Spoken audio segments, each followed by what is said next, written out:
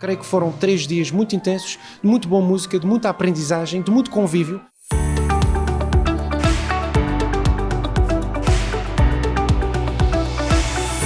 Seja bem-vindo. 2 anos depois, o Festival de Bandas Filarmónicas, organizado pela Associação Cultural do Porto Judeu, regressou em força. Aconteceu de 1 a 3 de julho no pavilhão Pedro Francisco. A Vitec esteve presente no último dia, que contou com a atuação da Sociedade Recreio Lagense, da Filarmónica Recreio de Santa Bárbara, terminando com a atuação da banda do festival, feita especialmente para a ocasião, composta pelos elementos que participaram nas ações de formação do evento.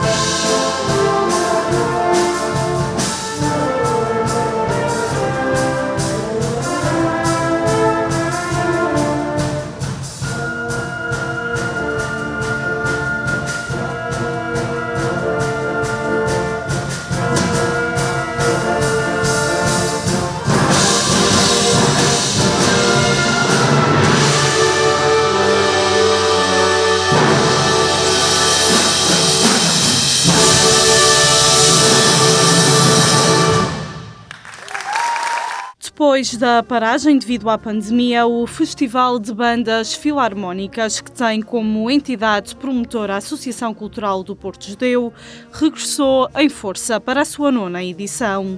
Reuniram esforços para, mais uma vez, permitir a formação intensa e aprofundada durante 3 dias. Assim, os músicos podem melhorar a sua qualidade musical e das próprias filarmónicas que integram.